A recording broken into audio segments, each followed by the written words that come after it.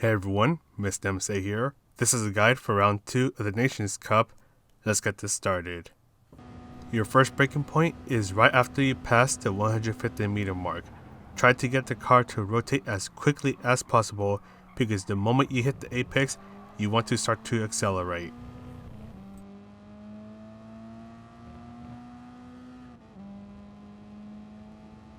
Your next braking point is the orange marker in between the 100 and the 50 meter mark. Brake hard for a moment, then let the car cruise over to the apex and start to slowly accelerate right before you hit it. Shortly after you pass the path on the right, start to ease off on the throttle. Try to align yourself so that you can use the second path right here as the apex. Bring yourself to the right and start to brake before you pass the 50 meter mark. Brake as much as you can, trail brake into the apex, get the car to rotate and slowly start to accelerate. You do not want to go wide for this turn as it will cost you a lot of time.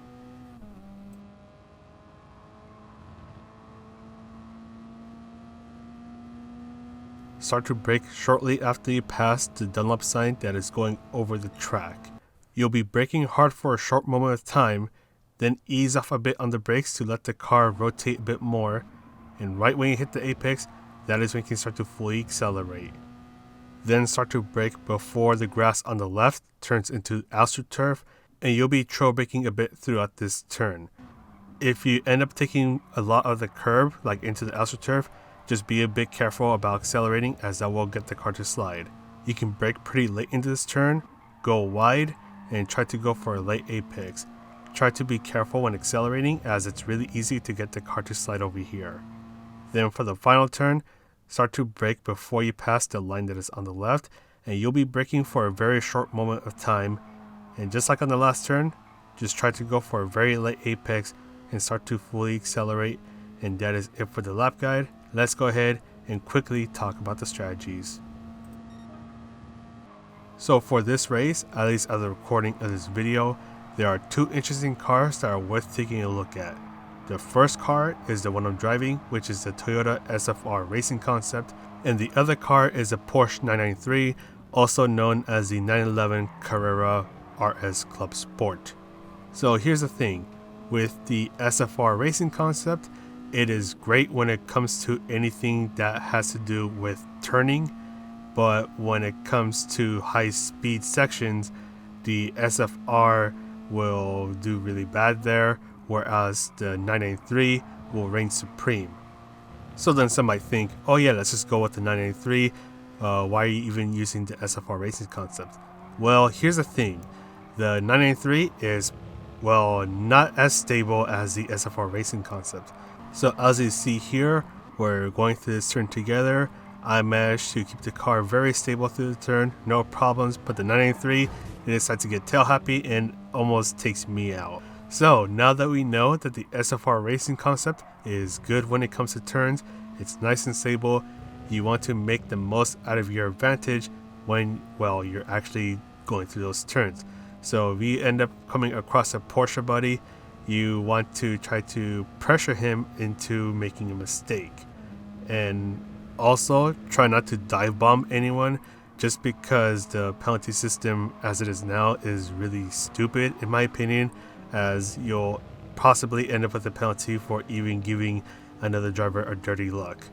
Now, with the Porsche 993, so here, check this out. So I'm in the SFR again, and I'm following the 993, and just look at it pull away from me. It's just going faster and faster.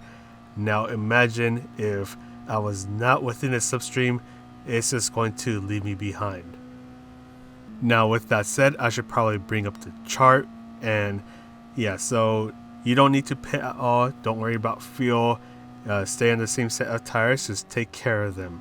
Now don't forget that the Porsche 993 is a rear engine rear wheel drive, so you want to bring the brake balance towards the front of the car, whereas with the SFR racing concept, it's a front engine rear wheel drive, but it's a bit front heavy, so you want to bring the brake balance towards the back.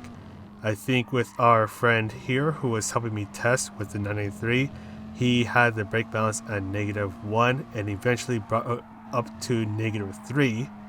And with me, I just had it at -3 the entire time. And with the SFR racing concept, because it is slow on the high speed sections, you absolutely need to find someone to get the slipstream out of, whether it's another SFR racing concept or another non-meta car or the 993. The 993 is your best bet just because that one goes much faster and all that good stuff. So when you're qualifying, find yourself a 993, make friends with them, and well, yeah, get some free slipstream and hopefully get a good qualifying time. And the same applies to the actual race itself. Or you could just decide, you know what, I want to be competitive without having to rely on another car. Just go with the 993. But once again, just remember that it isn't the most stable car out there. So you want to be very careful when you're starting to exit the turns. And yeah, that is pretty much it for this guide. And there is something that I do need to talk about. So with Polyphony Digital, they decided to change the schedule for this season. That kind of messes up my schedule when it comes to Gran Turismo, YouTube, real life responsibilities. And that's when as I was trying to figure out how to do this, that is when I found out that no matter what I do, the way that everything is scheduled now is not good for me at all, and I could see a burnout coming from a mile away if I were to go on with this. So because of that, and because I want to focus more on the manufacturer series, I'm deciding that I'm not going to do any more of the Nations Cup guides after this video.